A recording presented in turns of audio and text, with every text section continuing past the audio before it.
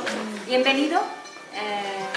Como siempre es un placer reuniros y convocaros para cualquier acto literario en la Fundación Pintor Julio Visconti, que se está convirtiendo en un referente aquí en Guadix como casa de, digamos, de acogimiento de la cultura, ¿no? Es por eso que esta tarde además es algo especial, porque tenemos aquí una persona que de alguna manera está vinculada con la Fundación por parte de la persona que se ocupa de la gerencia de la Fundación, que es Luis, que es su hijo Luis López Quiñones, el poeta Luis López Quiñones. La Oruga Azul, él ha querido que la Oruga Azul sea la anfitriona en esta ocasión del acto literario que vamos a presentar, porque digamos que nuestra asociación, que hace 3 años que se puso en funcionamiento,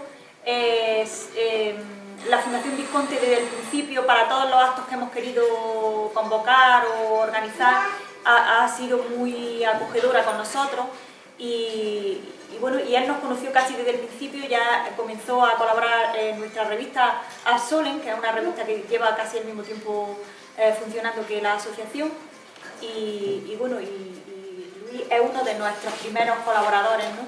Y una persona que ama la poesía y que ha sido un placer conocerlo, la verdad.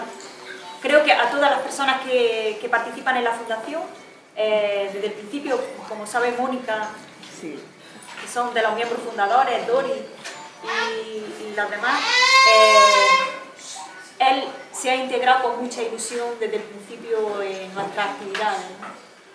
Y eso pues nos honra, porque la verdad es que es una excelente persona y un poeta muy sensible. Pues nada, vamos a hablar de poesía con Dori, con Luis y con vosotros, si queréis participar en el acto, ¿de acuerdo? Pues nada, bienvenidos, muchas gracias a la Fundación Pintor Julio Visconti y a su anfitrión, que lo tenemos aquí en primera fila, persona sensible y comprometida con la cultura de Guadix, y gracias a todos por asistir.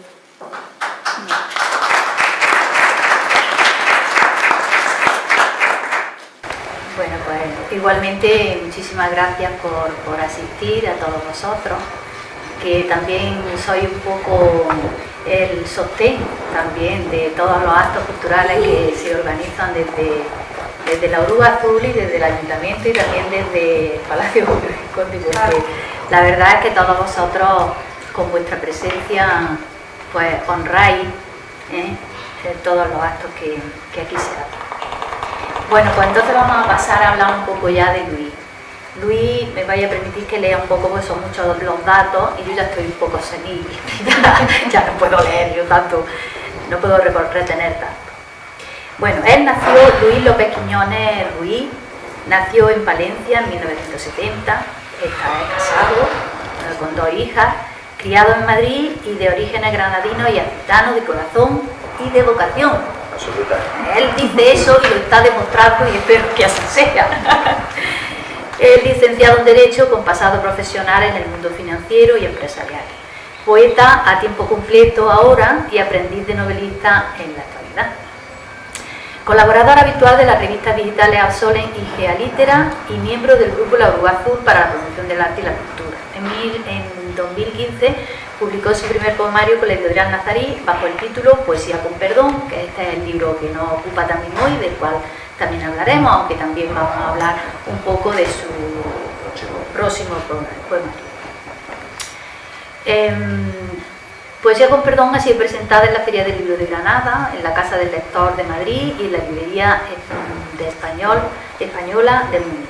En 2016 ha finalizado su segundo poemario, Los hombres que no soy, que es un título, el título que da a su segundo poemario es uno de los títulos, si no recuerdo mal, de algún poema que tiene Poesía con perdón, con lo cual es como un poco continuidad de este poemario y aún pendiente de publicación.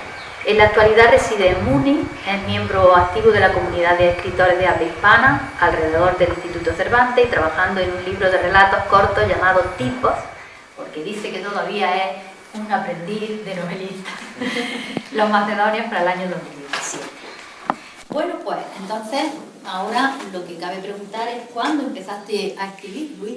Bueno, pues yo empecé a escribir en la juventud, supongo que como todos, ¿no? Es decir, es un poco una vocación, uno surge en la tardoadolescencia, en la primera juventud. Los primeros poemas que conservo son en torno al 89, el año 90, o sea, no fui especialmente precoz, en un principio era un escrito, era una manera de expresarme de lo que no me atrevía un poco a hablar en público, ¿no? De esa sensibilidad de cuando uno empieza a hacerse hombre de alguna manera, y me lo guardaba para mí solamente un círculo muy cercano bueno, pues de familia, de amigos, prácticamente de familia, ¿no? Es decir, pues conocían un poco esta vocación, ¿no? Pero digamos que sería en una primera juventud. Por lo que sé, tu madre sí lo sabía. Lo sabía, bueno, porque mira que un poquillo que lo sabía y medio. ¿Y este niño qué hará? Siempre son los primeros en saberlo, es decir, en una relación normal, de una familia con una buena estructura, una buena relación, bueno, una buena relación con las cosas de padre e hijo, de un hijo con 18, 19, 20 años, pero con una buena relación, pues lógicamente son las primeras personas a las que tú muestras ese lado sensible y ese lado, bueno, pues que no muestras a todo el mundo, evidentemente. Pero primero fue la lectura, lógicamente. Siempre, ¿no? siempre. La lectura, yo creo que el que escribe siempre es un lector muy voraz, siempre, absolutamente. Entonces yo me enganché un poco a la literatura. Uno de los recuerdos infantiles que tengo más bonitos es ir con mi padre a la Cuesta de Moyano, a la Cuesta de los Libreros en Madrid, que conoceréis muchos de vosotros, a comprar libros de segunda mano que compraba mi padre, y a nosotros nos compraba, en principio, tebeos, que además era una época difícil, era una época económicamente, pues no había tanto como había ahora, eran tebeos de segunda mano de una generación anterior, es decir, yo he crecido con el Capitán Trueno, el Jabato, el Guerrero Antifaz, los Hazañas Bélicas, los Comandos, que no eran de mi generación propiamente, sino que eran de una generación anterior. Y luego llegaron unas ediciones de Bruguera, que se llamaban famosas novelas, que no sé si recordaréis, que eran novelas de Charles Dickens, de Walter Scott, de Emilio Salgari, de aventura, Robinson Crusoe, de Verne, de Dumas. Sí, también hemos crecido un poco también. Claro, que eran cómics, y a mí eso me fascinaba, y me enganchó, ¿no? De alguna manera. Y luego ya recuerdo un primer libro que fue una Ilíada adaptada de Fer para niños, que me enganchó a la literatura, y una buena profesora, que siempre es absolutamente fundamental, Antonio, un buen profesor de literatura que te engancha un poco en este mundo, ¿no? Que se llamaba Begoña, y un libro lacrimógeno para adolescentes que he leído cientos de veces llorando siempre, que se llama Mi planta naranja lima, que lo conservo, de José Vasconcelos, que era una historia muy triste, ¿no? Pero eso fue, ¿sí? ¿Lo conoces? Sí. Pues maravilloso. ¿Y cuándo entonces, cuándo llegó la poesía? Pues la poesía llegó, yo creo que en el bachillerato, cuando empiezas a descubrir a Miguel Hernández, a Neruda, la generación del 27, ¿no? En el colegio, digamos, de alguna manera, cuando empiezas. Y bueno, entre esos poetas, digamos, de la generación del 27, supongo que habrá otros, ¿no? ¿Quiénes serían los poetas que te han influenciado, las referencias? Bueno, referencia, la portada de Poesía con Perdón lo dice absolutamente todo, es decir, aquí están los hermanos Machado, está Benedetti, está César Vallejo, en fin, está Miguel Hernández, y está Paco Umbral, que es un gran poeta, poco conocido como poeta. Yo recuerdo, quizá de todos, recuerdo especialmente a César Vallejo, porque César Vallejo es un poeta heredado. Es un poeta en el que mi padre, era un poeta relativamente desconocido en esa época en España, pero mi padre, él me contaba que tenía un compañero peruano bastante mayor que él en la universidad, que además pues, ejercía una cierta influencia sobre los chicos, y entonces le transmitió a César Vallejo. Yo recuerdo a mi padre recitando los versos de César Vallejo, piedra negra sobre piedra blanca, eso de me moriré en París con aguacero, un día del cual tengo ya el recuerdo. Me moriré en París y no me corro, tal vez un jueves como eso de otoño. Y luego Los Heraldos Negros, que es, yo creo que uno de los poemas más desgarradores de la literatura de toda la historia, ¿no? Ese de, hay golpes en la vida tan fuertes, yo no sé, golpes como del odio de Dios, como si ante ellos la resaca de todo lo sufrido se empozara en el alma, yo no sé. Son pocos, pero son. Abren zanjas oscuras en el rostro del más fiero y en el lomo del más fuerte. serán tal vez los potros de bárbaros atilas o los heraldos negros que nos manda la muerte.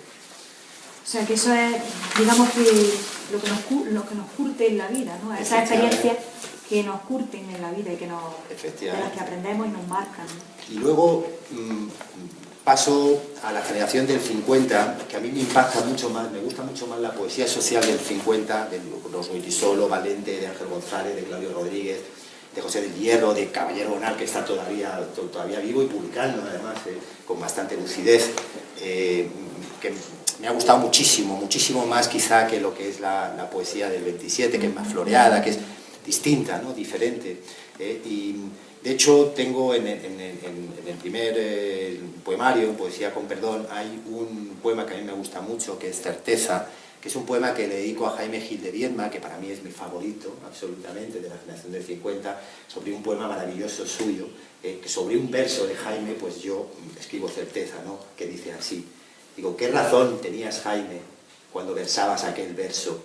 Ahora que soy de media vida, la verdad ya me dio alcance.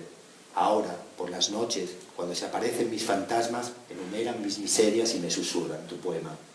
Hoy que ya no existe la venda y no hay cristal que dulcifique, que no existen los quizás, sino certeza inexorable, que aunque el velo de juventud no nos dejara ver el bosque, a la vuelta de la vida se nos muestra cual narraste. ¿Qué razón tenías entonces? Qué real es la certeza, que la vida iba en serio, uno lo comprende tarde. Y luego está Benedetti, que también como otra influencia, que es absolutamente maravilloso, además es un poeta sencillo, es un poeta... A mí me gusta la poesía como muy directa, muy sencilla, poco floreada, quizá por el dominio del lenguaje que uno propiamente tiene, ¿no? Entonces, con motivo, hace relativamente poco, lo he incluido en el segundo poemario, con motivo de un concurso literario que organizan las editoriales para publicar un libro con los poemas de todos sin pagar nada, pues entonces, bueno, pues mandé varios poemas y eligieron algunos de ellos para una antología que se ha publicado en Latinoamérica. Y entonces he elegido uno muy pequeñito que se llama Fugacidad.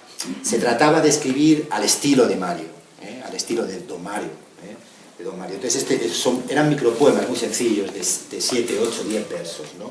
Y entonces escribí Fugacidad, que me gusta pensar que lo podía haber escrito él, o que tendrá seguro algún poema parecido, que dice: fui niño antes que poeta para llegar soñando a la palabra. Fui joven, novio, padre en el camino difícil de la vida. Fui hombre, rima, verso, peregrino, cazador de letras. Fui viejo, memoria, recuerdo, antes que polvo bajo la tierra. Luego hay otro poema que se llama Plagio, que es mezcla de tus referentes y de tus lugares. Correcto. Que se publicó en Azulén, ¿no? Eso es. Sí, este poema está publicado en la revista. Eso es. ¿Lo leo yo? Sí. Ah, bueno. Dice: a Machado, Hernández y Gerardo, al Duero, a Ramón y a la Arlanza. No es el olmo viejo hendido por el rayo y en la mitad podrido de Machado. No es el almendro de nata a la muerte de Ramón con Miguel desconsolado. No es el ciprés de Gerardo Diego surtidor de sombra y sueño en la ribera de Arlanza. Es el tiro de la huerta que vela mi infancia y llora su ausencia. El decano de la ciudad donde me hice hombre y agoté mis emociones. El árbol de mayo, inerte, mal llamado, que eleva a cielo mis plegarias y oraciones. Pero al igual que el viejo poeta guardo, imaginaria, una rama verdecida en mi cartera, prueba que existe en mí ese milagro de primavera. Bueno, pues ahora vamos a hablar de ti, de la poesía que a ti te retrata, ¿no? Ajá. Del traje de poesía que tú te pones, ¿no? Sí, porque... ¿Eres tú realmente la poesía? De eso hemos hablado, ¿verdad? Sí, es que ayer yo le comentaba a Luis que este primer poemario, cuando lo leí, siempre como se percibía en él que todavía Luis estaba encontrando ese traje de poeta. Ahora mismo él está indagando, ¿no, Luis? Correcto. No sé si me equivoco. Yo creo que sí. Es un poeta que está indagando todavía, que está buscando a ver qué traje de poeta es el que a él le sienta bien. Porque claro, Luis dice además, como Pessoa, que el poeta es un fingidor. ¿Tú crees que el poeta es un fingidor? El poeta es un fingidor siempre, que hace del dolor ajeno lo hace propio, ¿no? Es decir, es un poco actor, de alguna manera. Como estaba preguntando Carmen, realmente la poesía es el yo desnudo, es el vehículo de expresión que utilizamos de los sentimientos, ¿no? Y el poeta efectivamente es un fingidor. Entonces quizá en este apartado hay dos poemas que son poemas gemelos que yo creo que son un retrato bastante, me gusta pensar, bastante real de lo que soy yo, ¿no? El primero es Bipolar, que es el poema que está en la contraportada de Poesía con Perdón, que es el poema que eligió la editorial para los carteles, para la promoción, para la publicidad, que es un poema que prácticamente a mí me tiene un poco agotado. Es un poema que, como hablaba con otro poeta, Pedro Casamayor, amigo y poeta murciano, gran poeta, yo le preguntaba por los poemas de su libro, después de 2 años de publicación, de recitarlos, de ir por aquí y por allá. Digo, ¿cuál te gusta más de tu libro? Y me decía, ninguno, ya no me gusta ninguno, ¿no? Es decir, me gustan lo que escribo ahora. Pues eso me pasa a mí un poco con Bipolar. Pero en contrapartida tengo un poema gemelo que está publicado en el siguiente, que quiero publicar en el siguiente poemario, que se llama Autorretrato, que creo que es muy parecido y que es un poema del que todavía no he logrado cansarme, que dice así. Digo, soy de carne, soy de besos, hecho de sangre y derrota, de madera buena, de acero grueso. Hombre soy con todo el esplendor de la palabra, de los que tropiezan con la misma piedra, de los que aman, de los que lloran. Errático y erróneo a partes iguales. 2 caras tengo, ambas honestas, recuerdos sin claroscuro que son defectos secundarios que mi personalidad impone. Al final, humano soy y vivo como pienso, como digo, como puedo, entre primaveras, contradicciones, entre nieblas y entre versos. La infancia, la juventud también está muy presente en tu poesía, ¿no? Por lo menos también es una impresión. ¿Y tuviste una infancia feliz? Pues absolutamente, tuve una infancia muy feliz y una juventud muy feliz. Yo creo que siempre está muy presente porque es la añoranza de la juventud. Nos cuesta a todos hacernos mayores, ¿no?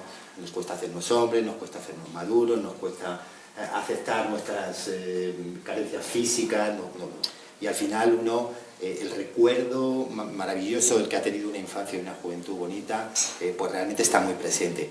Aparte yo tengo la grandísima suerte en este momento de mi vida de estar disfrutando la infancia de mis hijas, un poco por las circunstancias personales que tenemos nosotros donde vivimos, y entonces lo estoy reviviendo, además de una manera muy intensa, ¿no? Y de hecho sobre esto tengo unos versos que escribí para el siguiente poemario también, que se llaman Patria. Se llama Patria porque el poeta alemán Rilke dice que la única patria feliz del hombre es su infancia, ¿no? Añadía José Luis Saer, el escritor argentino, que también las letras, no la infancia de las letras, pero sobre esos versos, además, en un momento bonito, viniendo en un tren de los Alpes y tal, yo veía a mi hija mayor ya en una tarde infancia, que ya tiene 10 años para 11, que va cambiando, y entonces se me ocurría estos versos de Patria, ¿no? Que dice, quiero acunarte otro ratito, velar aún tus sueños de niña, antes que el olvido, en forma de viento, sople mis versos hacia el abismo, coger tu mano, pequeña, cálida, dar respuesta a tus tiernas preguntas, jugar con tu risa sincera y pura mientras el tiempo nos fulmina, sentir de pleno mi orgullo de padre, aferrándose a tu infancia tardía, porque llega la mujer que escondes para besar mi frente que se marchita.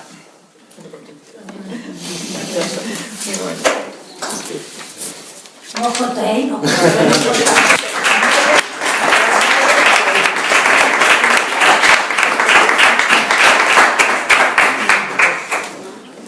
¿Y el amor?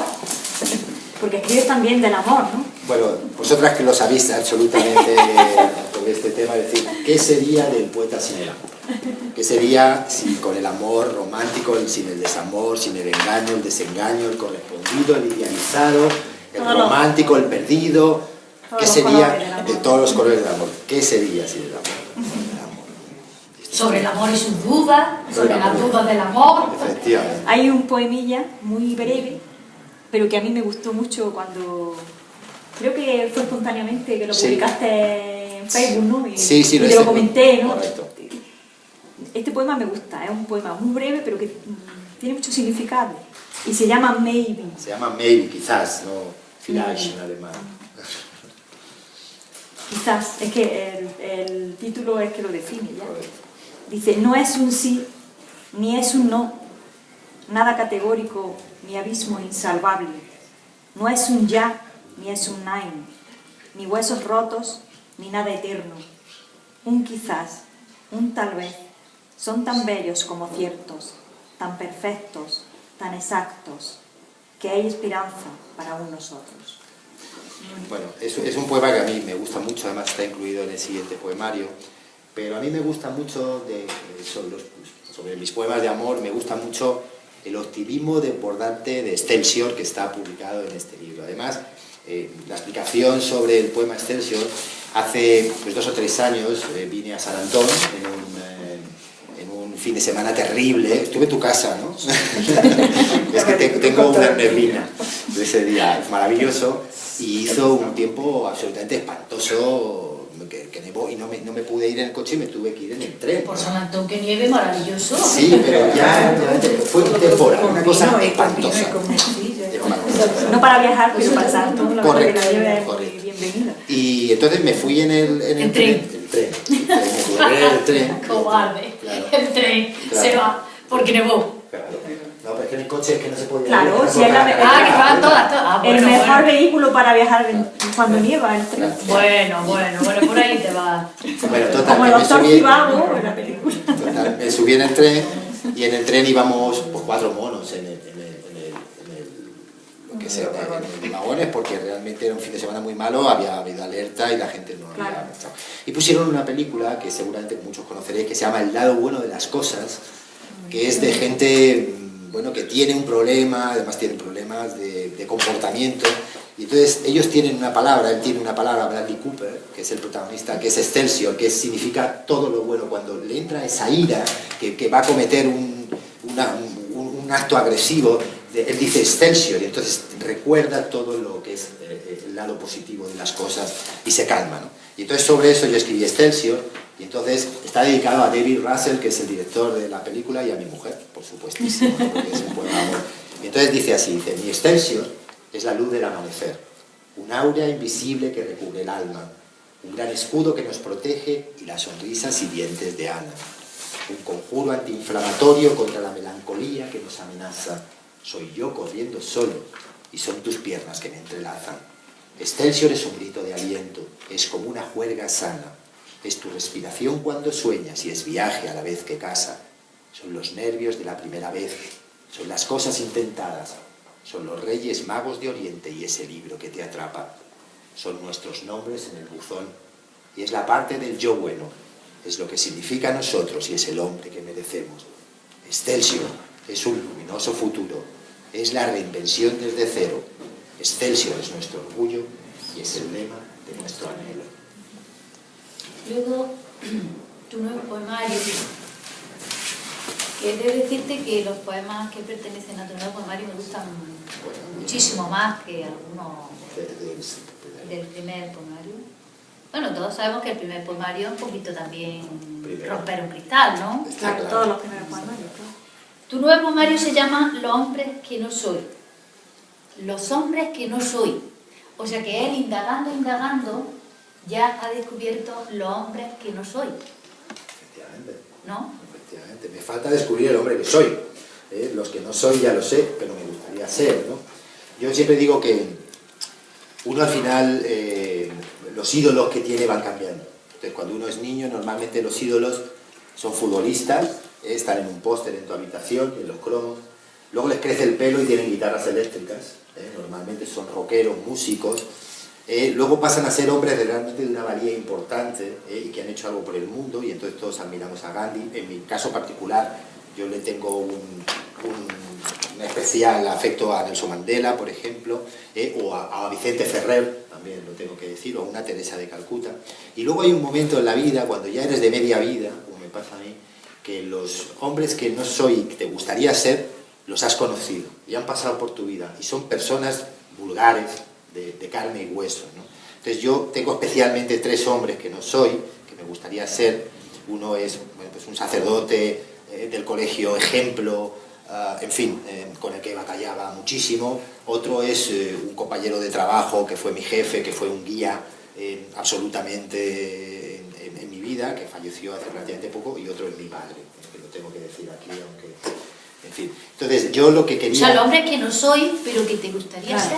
Correcto, son mis modelos, ¿no? Y entonces, de alguna manera, yo quería conectar los dos poemarios con los hombres que no soy, ¿no? Es decir, y entonces de hecho empiezo el siguiente poemario con un pequeño fragmento de Los hombres que no soy, que dice: no soy el ángel cura, ni soy el amigo guía, ni la sombra de mi padre, ni el reflejo en sus espejos, aunque querría, ¿sabes? O que quisiera. En fin. En ambos poemarios hay capítulos dedicados a personas reales. Ajá. Los otros, porque en Poesía con Perdón, Luis primero indaga sobre el yo, Ajá. luego extiende al nosotros, Sí. luego como que nos enseña un poco la poesía que hay en los lugares, ¿no? En los lugares que se habita y en las cosas también. Y ¿existen de verdad esas personas que causan en ti un sentimiento poético y que acaban plasmadas en verso realmente? Pues absolutamente, al final los poetas vivimos con un sentimiento lírico, la vida, ¿no? Poético, sentimental, como quieras llamarlo, ¿no? Yo creo que nos afecta de alguna manera el sufrimiento cercano, nos afecta un poquito más, o por lo menos sabemos transmitirlo, ¿no? Sabemos transmitirlo quizá en la palabra. Yo creo que vivimos las emociones, tanto si son positivas como si son negativas, con más intensidad. Correcto, con más intensidad. Entonces, Lo cual de los artistas en general. Sí, el arte en general, yo hablo de lo nuestro, ¿no? Entonces, dentro de este apartado tengo dos poemas que le tengo especialmente cariño, uno está dedicado a una amiga muy querida que bueno, en un momento complicado de su vida, que se separa, el primer día de la separación de ella, bueno, pues el primer pensamiento al levantarme, después de... Muchas veces sabéis que las separaciones no son automáticas, son un proceso, entonces después de muchos años, cuando se puede, pues uno decide pues separar los caminos amistosamente, pero al final es doloroso. Y entonces yo, el primer pensamiento ese día fue para ella, y escribí este poema, que dice así, dice: te adivino frente al espejo, en baño inédito, desconocido, olor a obra rematada deprisa, a pintura entre cajas cerradas. Es temprano, los niños duermen todavía, propósitos, promesas frente a tu imagen, incertidumbre, sosiego y alivio, de mujer valiente pero sola. Te siento buscando un cepillo que se extravió durante la mudanza, para peinar el pelo, desenredar destinos donde habitan miedos y fantasmas. Tu soledad, compañera de viaje que ya vivía en la vieja casa, acomoda a su lado de la cama mientras el desengaño te maquilla. Pero, entre el caos de este universo que hoy empiezas a crearte, una sonrisa dibuja tu boca, cae el telón, segunda parte. Ya no importa lo que arrastra al olvido, porque hoy, manido y certero dicho, es primer lunes de primer febrero de año bisiesto de una vida nueva. Iba a regañar al del teléfono, pero casi no. No lo regañes. Yo le hubiera aplaudido si lo hubiera atendido, porque yo estaba pensando, si lo atiende, es lógico en él, porque dice, hay que atender a las personas, ¿no? Pero bueno, no te he aplaudido. Bueno, luego hay otro poema que a mí me gusta mucho, que está dedicado, este se publicó también en Absolem con motivo del Día de los Difuntos, lo recordaréis, sí, seguramente, sí, Mónica Pura y tal, que son tan amables que los leen todos, que los leen todos, los 60 que somos se los leen todos, ¿no? Entonces, este poema está dedicado a dos personas que siempre que llegan estas fechas me acuerdo mucho de ellos. Uno es a Teo y a Raúl. Teo es familiar, un tío mío, lo habéis conocido muchos de vosotros, que era una persona con un corazón inmenso, generosa, buena. Y como era un poco mayor que yo, fue mi guía en la vida canalla cuando éramos jóvenes. De la movida madrileña. En la movida madrileña, la movida gitana y todas las movidas. Y era un desastre, pero era un tío absolutamente Era maravilloso, encantador. maravilloso. Muy sensible. Y el otro es Raúl, que es este guía que os digo, de alguna manera, en el trabajo, que es una de esas personas que te encuentras en la vida que es más que tú en todo, que no puedes competir, es más que tú en todo, es más bueno, más majo, sabe más, ¿sabes? Un tío maravilloso, ¿no? Y los dos están fallecidos. Y entonces les escribí estos versos que dicen así, que dicen: hay días que noto tu hueco, negra nada que no se ocupa, falta de presencia tangible, lugar vacío que nadie llena, orfandad siente mi cuerpo, nostalgia, melancolía y abandono, culpo a Dios de tu temprana partida, busco tus ojos entre sollozos. De repente, en la esquina de la tarde, a la vuelta de la vida, entre vísperas, aparece tu figura real y exacta, que hasta puedo rozarla con la mano. Me acompaña un tramo del camino, conversamos lo que fue y lo que pudo. Me trae saludos de mis otros muertos hasta que se diluye y desvanece. Ese calor que añoro, que me falta, besó tu sombra una mañana de invierno. Supongo guardó en el equipaje mi corazón, mi rabia y mi alarido. En la bruma del tiempo que difumina tu rostro, voz y tu figura, flota tu nombre que no se hunde sobre los mares de mi cariño. Aquí, en la tierra de los vivos, están los claveles para cortar, ponerlos en el ojal de tu alma y en el jarrón oscuro de mi ánimo. Así pues me cito para el domingo, con mis entrañas, con tu espíritu, con los recuerdos que se me agolpan y con la ausencia que se revuelve.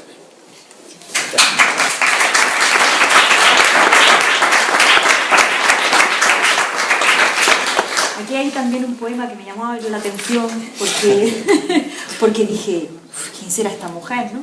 Que existirá de verdad esta chica, o porque ya llegué a pensar que no era ni una mujer, que era una presencia o algo que él se había imaginado, una fantasía incluso, ¿no? No sé si existe o no existe, ¿no? Pero es da morbo, ¿no? Efectivamente, es un poema que escribí que se llama Ayer te vi, es un poema real y son de esas cosas que te pasan en la vida. Está grabando esto, lo va a ver mi mujer, ¿no? Bueno, si se lo enseña. Ay, PG. Luego haremos la censura. Es broma. Esto es que realmente en Múnich un día me presentaron una mujer, conocí una mujer que ya la había conocido en otro momento de mi vida. O sea, era exactamente la misma mujer en otro idioma, pero es que era ella. Era un doble de una persona, o sea, que en algún momento conociste. Totalmente. Era un doble, pero totalmente. Claro, fue un shock cuando nos presentaron, además nos dimos la mano. ¿Has visto en las películas de eso que hace como un flashback? ¿Sabes? Y vuelves. Pues fue exactamente eso. Exactamente. Y entonces escribí Ayer te vi. O sea, me fui a casa corriendo, escribí Ayer te vi antes de que se me pasara el flash.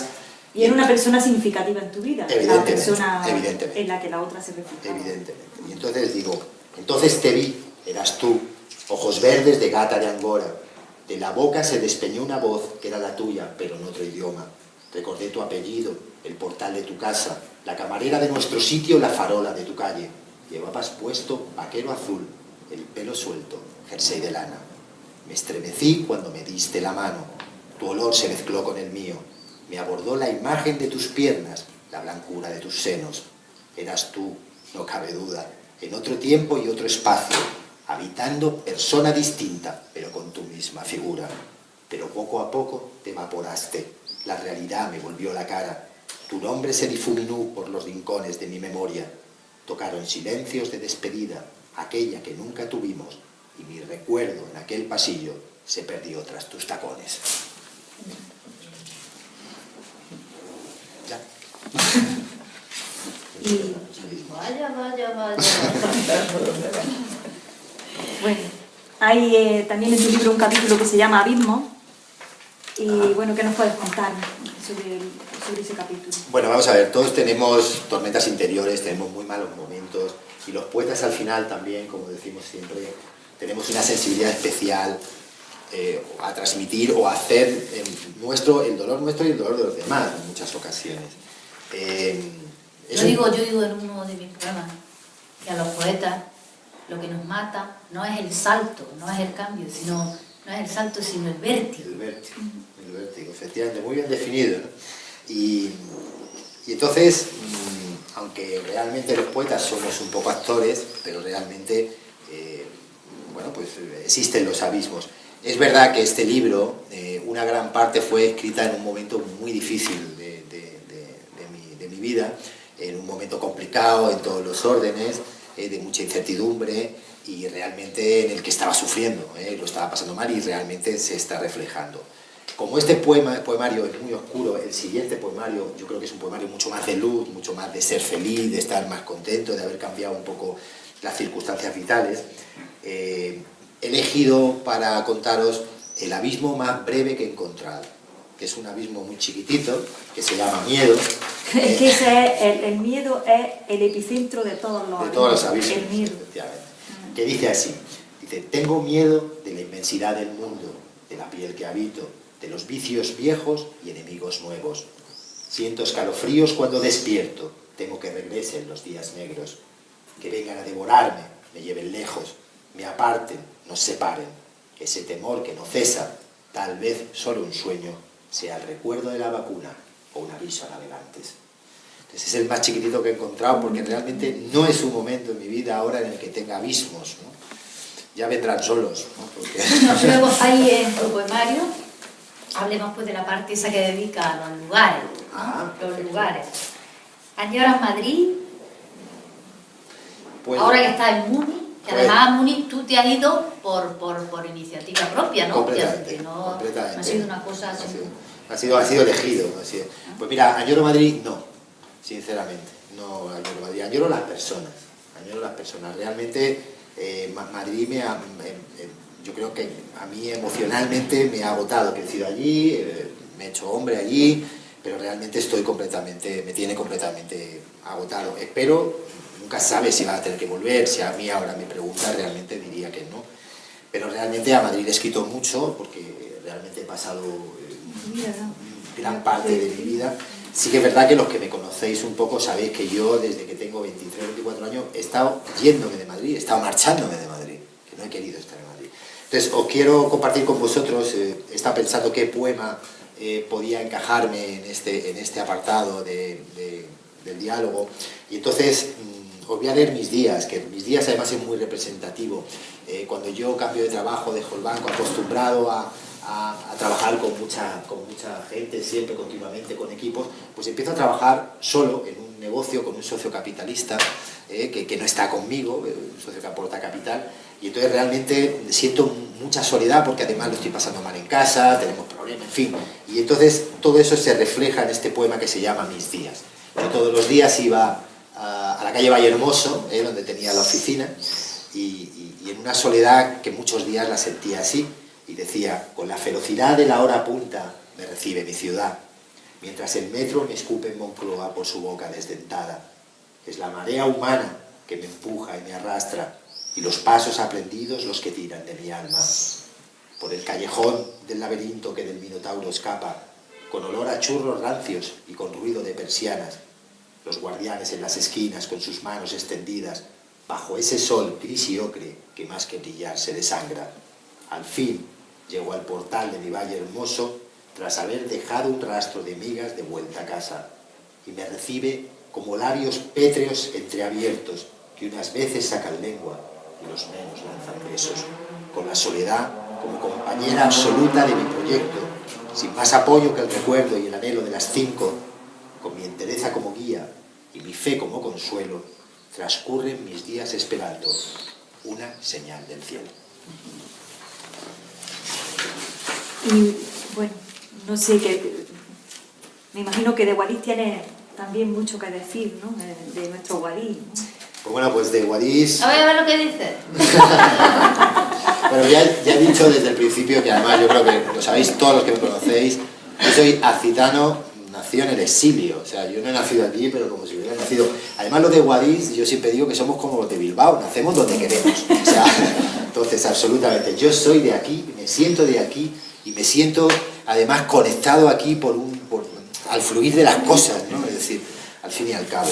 Entonces yo le he escrito pues, un montón de cosas a Guadix, a los veranos, a la infancia, a mi infancia enterrada en la Plaza de las Palomas, al cementerio, a Pedro Antonio, a la familia, a los cerros, al fin del mundo. He escrito a los recuerdos, no míos, sino de mi padre, en paralelo. En fin, he escrito a la felicidad al fin y al cabo. A la felicidad al fin y al cabo.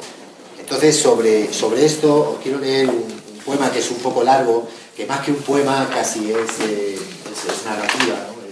Es prosa, pero que creo que representa todo lo que estoy contando, ¿no? Entonces, el poema se llama Un lugar en el mundo. Entonces dice: en aquella película argentina de los 90, de temática social e intimista, de personas que se descubren, aprendí que en la vida a cada uno lo atrapa un sitio. Ese lugar que te elige, que te sigue hasta que cala, al que añoras y al que sufres y que duele porque lo amas. No hace falta nacer en él, ni tampoco que nada te ate. A veces coincide con los arraigos y otras simplemente surge.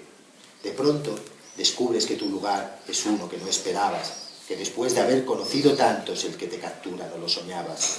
Ese lugar que te integra, que te sientes parte del paisaje, no tiene la belleza del mar azul ni el glamour del Nueva York nocturno. Ese hueco que en ti se forma, esa comunión que se ha creado, tiene algo de lazo místico entre tu alma y entre su halo. Aunque yo no haya sido viajante, ya soy hombre de media vida. He paseado muchas noches y demasiados amaneceres. He dormido en 3 continentes. De las montañas he ido al desierto. He vivido el calor del Caribe y algún desaparecido país del este. He bebido cerveza en la fiesta de octubre. Me he emocionado en las ruinas del Foro. He navegado los canales de 2 ciudades y he bailado en los carnavales. Pero entre todo ese esplendor hay un no sé qué donde no llegan, que no da la vida que irradia, ni su belleza, ni sus piedras. Lo que tiene mi lugar sorprendente, que para mí nada le iguala, es su áurea que me transmite felicidad cuando lo piso, esa necesidad de perpetua vuelta, ese cosquilleo cuando me llego. Es mi infancia enterrada en su plaza y es el descanso de mis huesos. Mi lugar es sencillo y vulgar, ordinario, algunos dirían paleto, milenario de fundación, aunque en el mapa cuesta leerlo. Pero él sabe que me posee y percibe que es mi dueño, que estoy conectado a su fluir y me reconoce como uno de ellos. El lugar que yo tengo está al sur de mis anhelos, encerrado en una olla, entre cuevas y entre cerros. Y tú sabes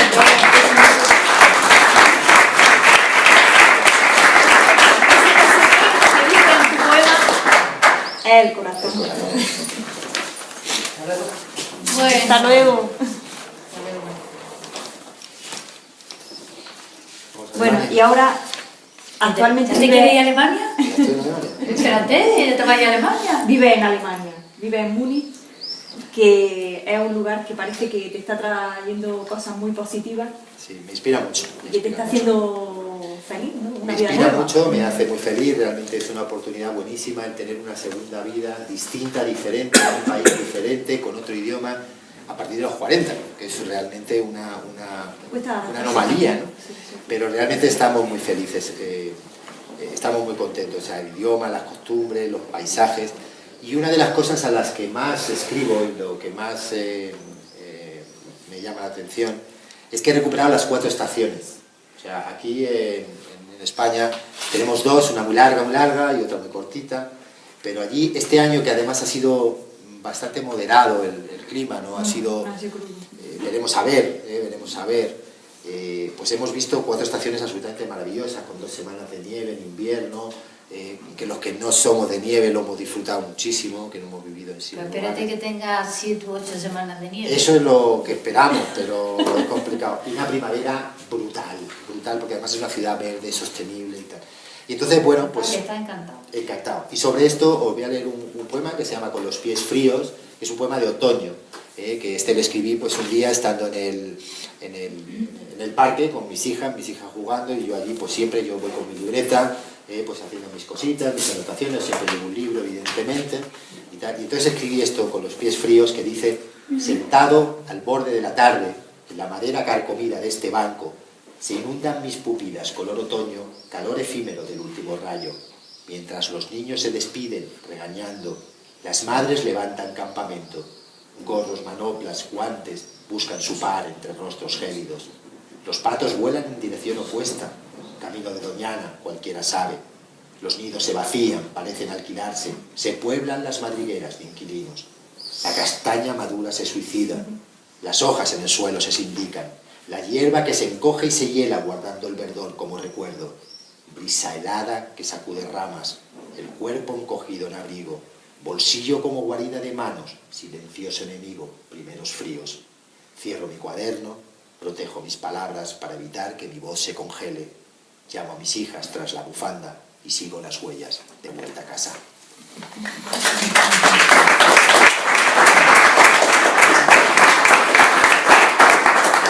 Luego hay un pequeño poema que también se publicó en Arsolen que simboliza estos tres lugares un poco de los que estamos hablando, Madrid, Guadix y Múnich, ¿no? Entonces había que escribir sobre los árboles, y entonces yo recordaba tres árboles, ¿no? Recordaba el tilo de San Miguel, de la huerta de San Miguel, recordaba el árbol más viejo de Madrid, que es el árbol del Retiro, es un árbol que tiene, no sé si conocéis, una placa allí que lleva allí 400 o 500 años, y luego los árboles metafóricos de los bávaros, el Maibaum, que son los árboles de mayo que ponen para las fiestas, esos palos largos de colores, donde cuelgan sus... tú lo conoces, ¿no? Entonces el poema se llama A la sombra, y dice así. A la sombra. A la sombra. Claro. A la sombra. De los árboles. De los árboles. La vida, en realidad es la vida a la sombra de los árboles, ¿no? Y dice, A la sombra del abedul. ¿No había una canción de A la sombra del abedul? es muy antigua. Ya lo ha dicho ella que ya está bien. Dice, el tilo centenario de San Miguel, tras la tapia del huerto de los Vega, que estercó las tumbas de 1000 infancias y guarda secretos de los primeros besos. Mano tendida sobre el asfalto que empuja a los jóvenes a la escuela. Verde palio, bandera jurada, memoria histórica, árbol sabio. Exótico 2. Exótico ejemplar de mi retiro, regado con la sangre de mi pueblo. Traidor que escondía el cañón francés entre la savia de sus ramas. Mirador del tiempo, observatorio, de paseos de reyes y de infantas, de soldados de permiso cortejando y de picnics familiares los domingos. 3. Maibaum, árbol de mayo, metáfora, triunfo del hombre por la cosecha, enhiesto sobre el Victualienmarkt, elevado al cielo como ciprés de Silos, escudos gremiales, orgullo de Burgo, lazos que adornan semejante cucaña, laureles, color azul y blanco, orgullo patrio de mi Bavaria. Bueno, parece que eres feliz en Baviera, ¿no? Muy feliz, muy feliz. Una curiosidad, he visto un poema tuyo en alemán, en tu poemario. ¿Te gustaría leerlo? En alemán. Pues mira, no me atrevo a leer en alemán todavía, mi alemán no da para tanto, pero hay una persona en la sala, que sí puede hacerlo. Entonces, Luis Javier García Casas es primo mío, se casa mañana, me ha pedido el protagonismo hoy viernes con el tema poético. Él vive en Bonn, es periodista y su alemán es infinitamente mejor que el mío. Aún así, si hay algún alemán en la sala, yo le invitaría a salir o a salir fuera. Habéis librado, están 7 alemanes. Déjame el poema para no estar el poema. Para no tener que compartir. Vale. Este poema está dedicado a la diosa Bavaria en Terenzivice, donde se celebra el Oktoberfest en Múnich. Es un espacio grandísimo. Hay una estatua enorme que es la diosa Bavaria, donde bueno, pues, yo corriendo de madrugada pues la visito muchas veces por la mañana y bueno, pues allí le juro mi amor a la diosa Bavaria, ¿no? Es un poco un símbolo. Y entonces, bueno, pues escribí este poema y un amigo, Ernesto Garzón, argentino, que lleva desde los 13 años en Múnich, pues tuvo a bien pues regalarme la traducción, ¿no? Entonces, si te parece, yo lo voy leyendo en castellano, o sea, yo empiezo, el poema se llama Meine andere Liebe, está a la diosa Baviera. Für die Göttin Bavaria. Eso. Solo tú escuchas mis susurros y promesas cuando te visito de madrugada como amante furtivo. Nur du vernimmst mein Geflüster und meine Versprechen, wenn ich dich im Morgengrauen als heimlicher Liebhaber besuche. Bajo tu falda deposito mi esperanza cuando me abrigas con tu manto y me prestas tus laureles. unter dein Gewalt lege ich meine Hoffnung, während du mir mit deiner Wekte fährst und mir deine Lorbeeren ausleichst. Me acoges como una madre para espantar mis males y darme sosiego. Du nimmst mich auf wie eine Mutter, um meine Sorgen zu vertreiben und mir Ruhe spenden. No existen reproches en los amores tan puros. Yo sé lo que siento y es correspondido. Die ganz reine Liebe kennt keine Verführte. Ich weiß, was ich fühle, und mein Gefühl wird erwidert. Porque en tu grandeza, bajo el cuerpo de la diosa de piedra, que por instantes dejas de ser, late enamorado un corazón de mujer. Denn unter der Macht deines gemeißelten Körpers ein Göttin, für die für Augenblicke ihre Sterne aufgibt, klopft verliebt ein Frauenherz.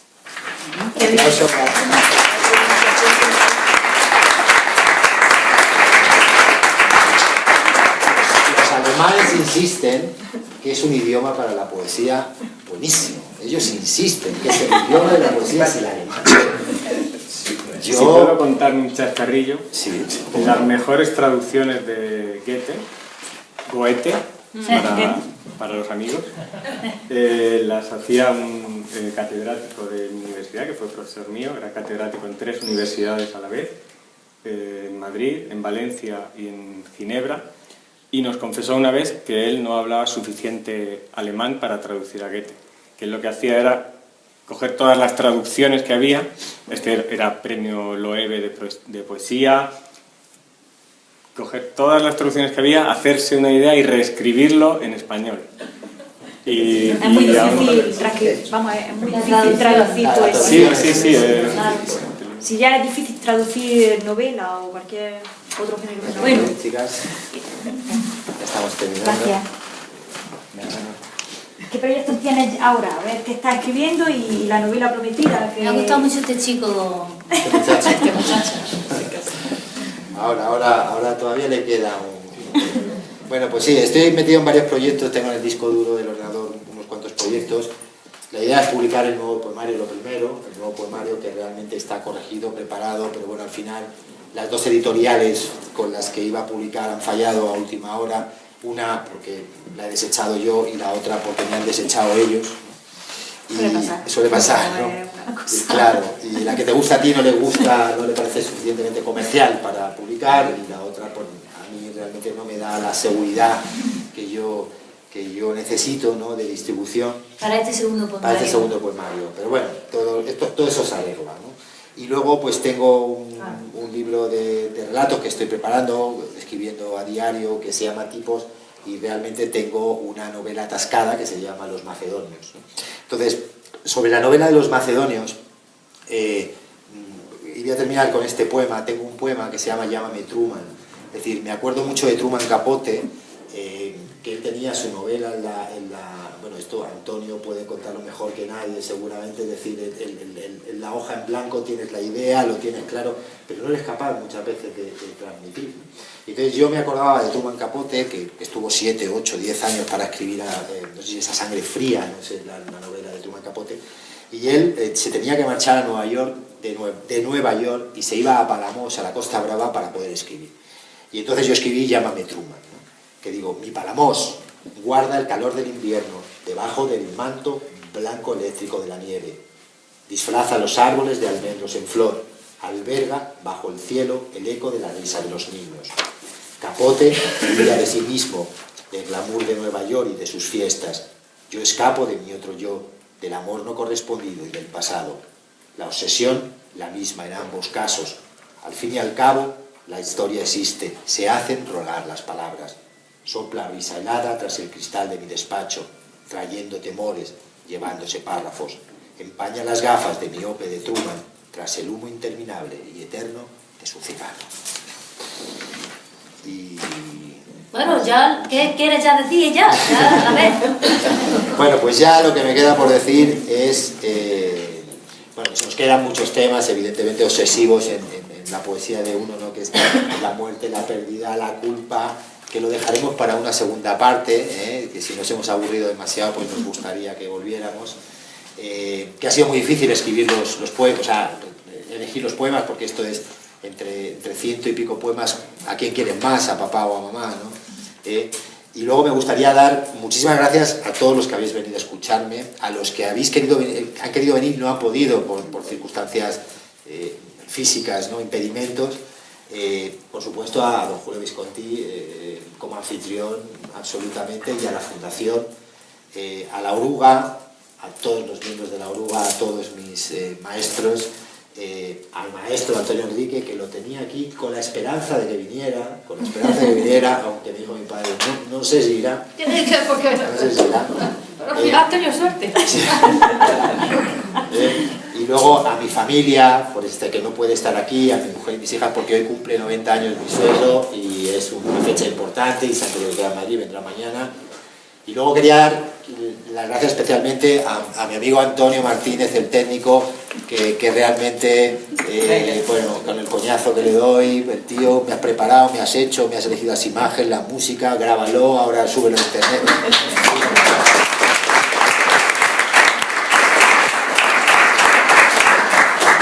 A mi padre, por ser mi prolongación en Guadix, en la distancia, ¿no? De papá, vete a la librería, papá, vete a no sé cuánto, papá, hazme no sé qué, papá, bla, bla.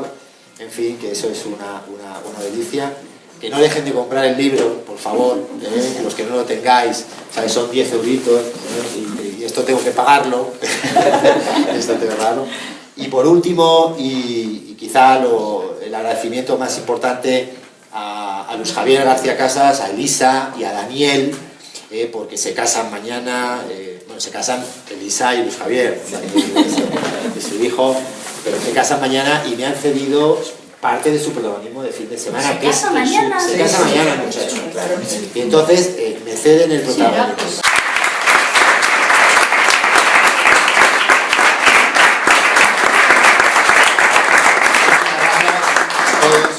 Ana, te debo un poema.